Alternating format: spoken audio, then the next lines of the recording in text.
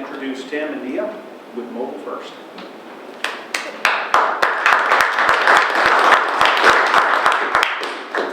Hi, my name is Nea. I like to play video games. Woo! You won! Woo! Go away!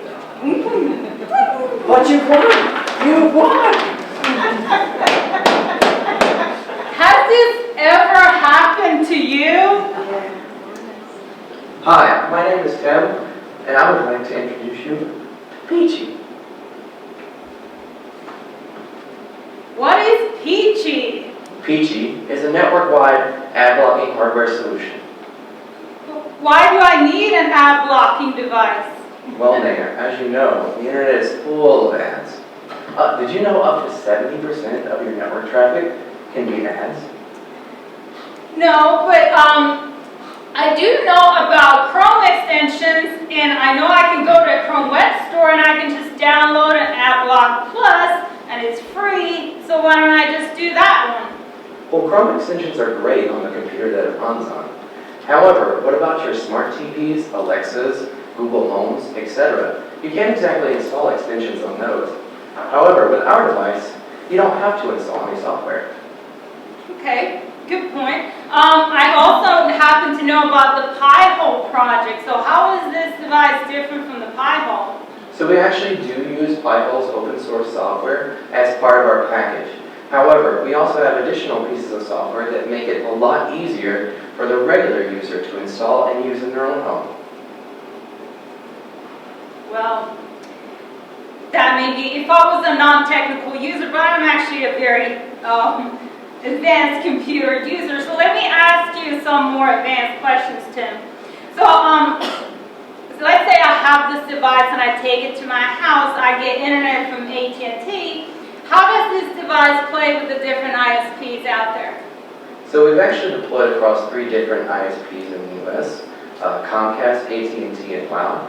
And we've actually found that AT&T and WOW are pretty friendly in terms of allowing their users to configure routers. However, the one that's not friendly, you guessed it, Comcast. They actually lock down their router so much that you can barely do anything on it. Okay. So let me ask you another technical question. There are tons of different routers out there. So you have Linksys, Cisco, Netgear. How does this device play with the different routers out there? Good question.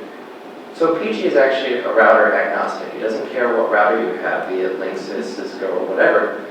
However, the problem is there are so many different routers as you've identified, and there's so many different ways to configure them. So it's really difficult for us to support those because, well, we also don't want to buy 200 different routers.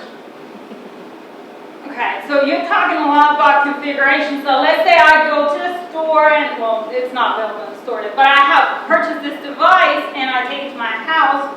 So it's time for me to configure this. How does that work and what is that process like? So Peachy itself is actually very easy to configure. We support hooking up to your Wi-Fi and Ethernet.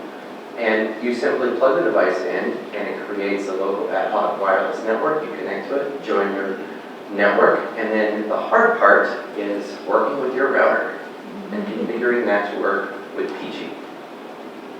Okay. Let's say I have the device, I have had it running for a while, and it's time for system updates when the software needs to update. How does that work? So the way we deploy this device, all the software is downloaded and installed in the background. The user literally has to do nothing. It becomes an appliance at this point. However, with that great power comes a lot of responsibility on our end. So much so that we think we're a bit intrusive because we have so much power over the device. And right now we're actually working on a solution that will reduce the amount of power that we have over the device, but still allow the user to download the latest software, to include the latest list of ad providers. So we have a large list of companies that do ads. Okay, that sounds pretty good, Tim. Can you tell me about some of the accomplishments you've had so far with this device? Absolutely. We've actually successfully deployed a beta program to include users in the US and Australia. We found that the community is very receptive, and we've also sold a couple devices actually, so that's really wonderful. And Personally, I've been running my PG for 3 years in my own home, and that's how I came up with the statistics. Specifically, the one that's the most chatty is Alexa. So I actually have a bunch of Alexas in my home, specifically an Echo Show. Basically, if you don't know what that is, it is an Alexa device with a screen on it. So they can pump ads to it. So my friend also has an Alexa Show, and she has ads all on her device, all the time, just popping up, left and right. However, I've never actually seen an ad on my Alexa. So Peachy even works for voice. It sounds great. Here, Google, keep your ads. That's it.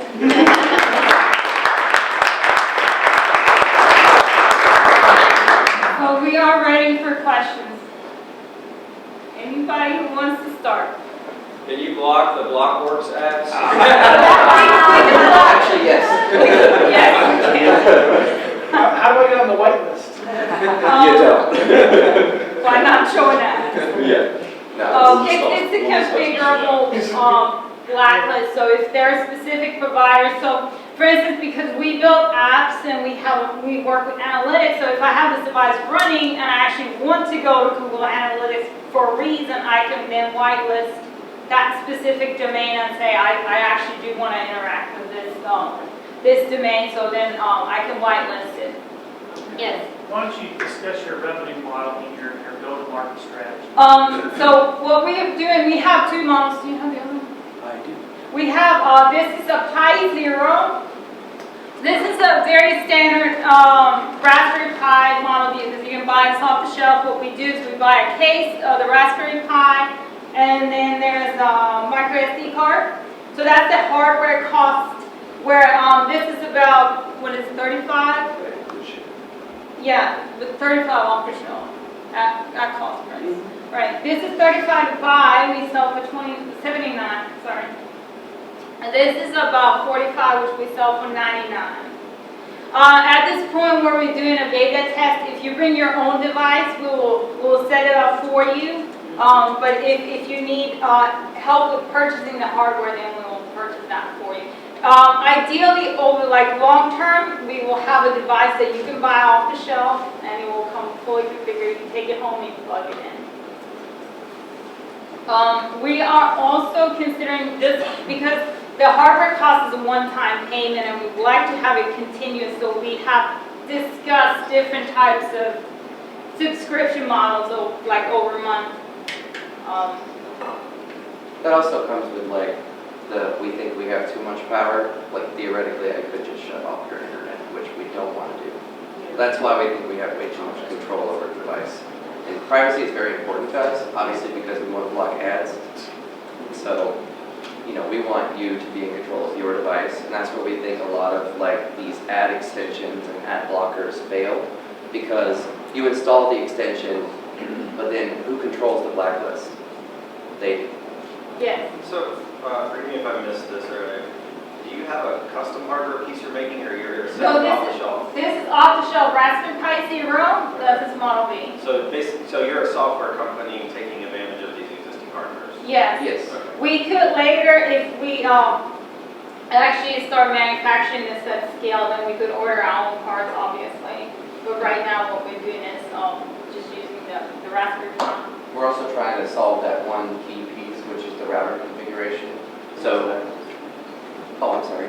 Now, I was just going to ask that, what are you doing with Comcast? Because in our area, that's one of the prevalent suppliers Correct. of Wi-Fi. And I mean, my husband would love that. He's always whining from his PC in his office of all the ads that are popping up. What can I do? What can I do? Correct. I So don't know. I'm on my Mac. that's kind of where we want to go with the hardware. So it's a scary thing to say that we want to make you a router and make you a modem. But if we did that, then we would have complete control over how we deliver it, and it would be super easy onboarding experience. I mean, what's easier than plugging something in and turning it on? So you have recommended routers right now that would, because many Correct. people are doing that, they're buying their own routers, so they're not leasing it from the supplier. Correct. And it becomes a lot less expensive. If you do lease it, you're our ideal customer because you own your router, you can control it, and you can configure I it. mean, if you buy your, If you own your own router. right, if you don't. If you do not lease from your ISP, then you're our perfect customer. Excellent, I got you, okay. What's been your biggest struggle so far, and how can we help as a community? Router configurations. That's been our biggest struggle. Which one? Let me help you with this. So while we're doing our beta, we're specifically looking for people who are already familiar with perhaps Raspberry Pi to kind of get them over that hurdle, so that then we can focus on smoothing out that configuration process, because that's, That's good. there's a lot of variables there that we need to work through. So what we've actually done is we came here to Clubhouse specifically one night when they had a Raspberry Pi hacking event, with the intent that, hey, we're going to find people who know about Raspberry Pis here, and we found a few beta testers that way. We also gone on Facebook to different Raspberry Pi groups, and that's how we actually find our beta testers, is people who already are, like, have certain technical background that can help us smooth out the kinks that we have left. Awesome. Will you now or later have the capability to block certain sites? Yes, actually, you can do that right now. Like I said, you own this device, and it also comes with a web dashboard. We didn't really discuss that because we didn't know, like, feedback we would get. But yes, you could log into your device and add whatever websites you want. You can even go down to the specific device that connects to this and say, okay, from this time to this time, you don't have access to the internet, or these are just websites that are blocked on this specific device. So if you have kids, there you go. So you can turn off the internet for your kids, but not for you. So I can see how, because Xfinity has that same feature, so that's gonna give you some issues, yeah. Just one last comment. I think there's a good collaborative relationship with Chris from Front Row, who does the type of configurations, and he could probably give you some additional feedback on what he sees as well. So, Yes, we definitely need all the various different brands that people have seen. And we're also actually working on an automated solution, because if you didn't know this, your home routers are cracked with security, just awful, just straight awful. No. So, in the ideal world, we would just, you would plug it in and it would just auto-configure based on the kind of router you have. So, But we always like to, again, close our opportunity for you to ask specifically, again, is there anything else you need from our community here in Augusta? If you know somebody who doesn't like ads, please have them come and talk to us. Our website is mobilefirst.me. You can go mobilefirst.me, no ads. And we have a little sign-up form for anybody who wants to be an early tester for this device. So send them our way, please. Say that again, please, And if you know any, Mobile website. it's mobilefirst.me.